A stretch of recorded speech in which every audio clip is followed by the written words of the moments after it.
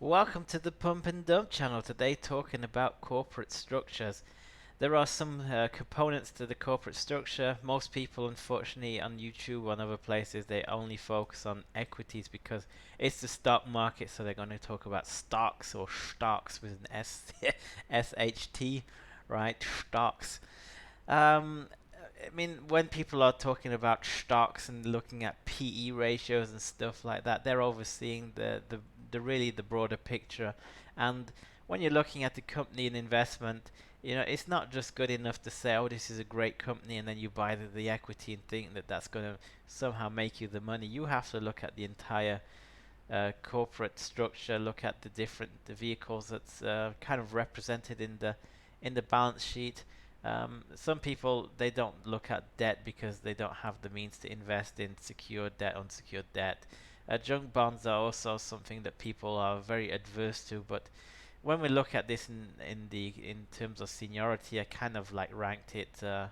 Maybe the benches are above junk bonds. I don't know, but the main thing is you have a structure, a seniority. Secured debt is at the top, secured against the assets. Like, let's say an investor wants to invest some money with a company who needs to borrow money. They say, well, we want to secure it against this asset because we think this asset is a good asset.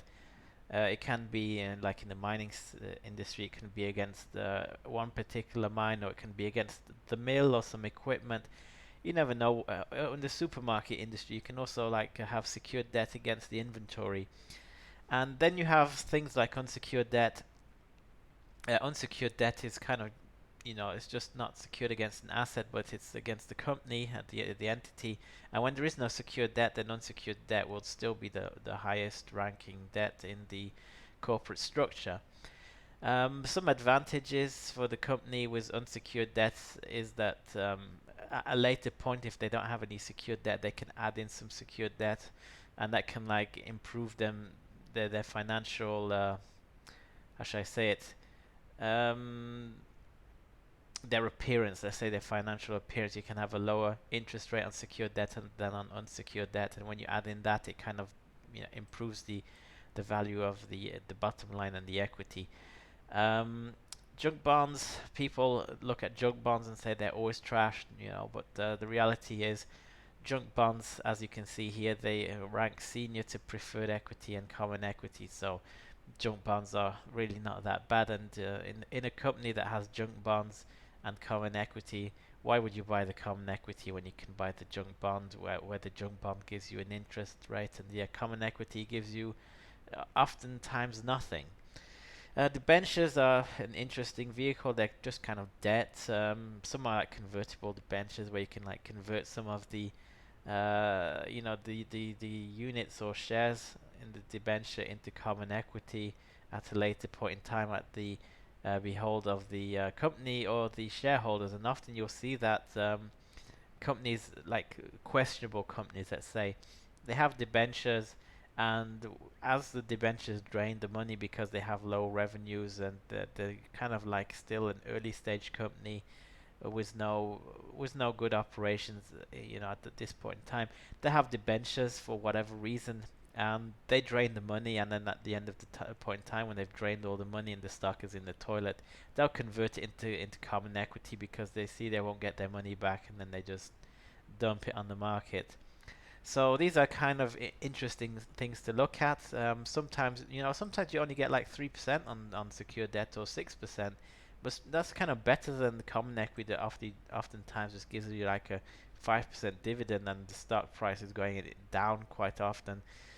Um, Looking at preferred equities though first, they're very interesting vehicles. I like them very much. Some people I've seen on YouTube, they say that they're risky. And those people, they advocate common stocks, which are more risky than preferred equities, but whatever. There are some risks, of course, to preferred equity if the company cannot pay the dividend because it's not making any money and it's running out of a cash balance. Then you'll see the common equity go down with the preferred equity. So whichever you hold, it really doesn't matter. The preferred equity, however, is oftentimes it has like an obligation to pay a dividend, And even when they don't pay a dividend because they're running out of money or going out of business, they're still senior to the common equity. So when it comes to the liquidation, they rank superior to the common equity. So that is kind of what I like. Preferred equities I like very much. Common equities, like general stocks or stocks, as I mentioned, they're very interesting because they often have a dividend yield. But in terms of holding these vehicles, you don't want to hold them for the dividend, because the dividend, is paid out, sure, but if this company is cycling up and down, going sideways, the money is made in capital gains, and this is kind of what you have to think about. Common equities can balloon up quite significantly, and they can deflate quite significantly with the, how should I say, with the business cycle, or the monetary policy pumping up the money supply in the short term, or just contracting it over the short term. These can be the biggest winners and the biggest victims. The key thing is, as mentioned in previous videos, when you're buying common equities, you have to be absolutely right about what you're doing. I mean, you can buy a stock for 20 and then it runs up to 25 over 2 weeks or a month, and then it comes right back down because you didn't sell, or you don't make the money, and then you're still holding your common equity that might still be paying a dividend, but the reality is you're underperforming what you should have, what you should have done, because you didn't take the money out when you had the gain. So that's kind of just a quick overview of the corporate structure. When we're looking at an entity as a whole, we need to look at every single option. Quite often, especially in these times where the stock market seems to be rising all the time, people are really focused on the common equity. And when lots of people are piling into common equity, the only thing it really does is it increases the price, or it decreases the return that you can expect from this vehicle. And when people are overlooking preferred equities, that they can offer you like 6, 7, 8, 9, 10%, depending on what the company is doing, you kind of miss out quite a lot by not looking at the other options there are.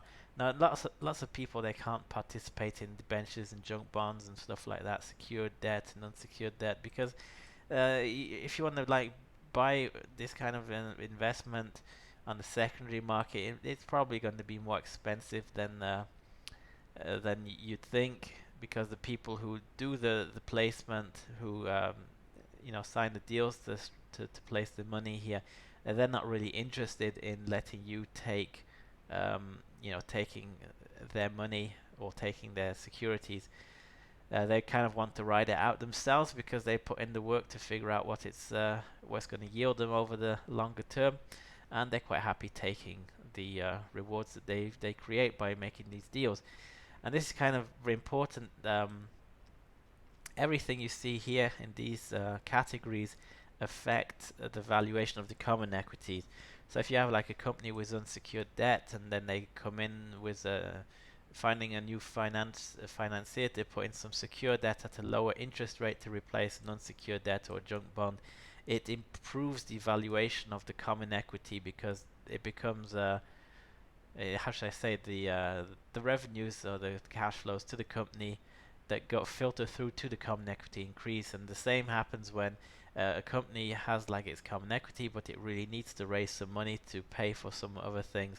Then you see this, these securities come into play, and it detracts from the value of the common equity, and that quite often happens. People are not aware about how these other securities affect the common equity, but that is the reality. They do, and yeah. Don't know what more to say for this video.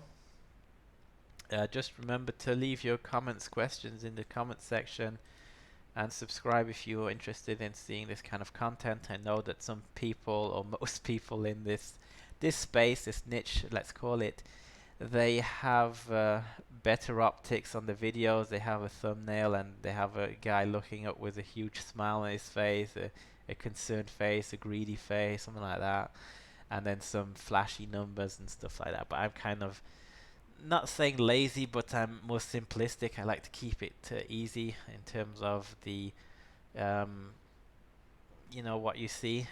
I mean, for me, just having a slide or a page like this is good enough to give like an overview of what I'm talking about, and that's gonna be it. Subscribe if you're interested in this kind of content, and have a good day.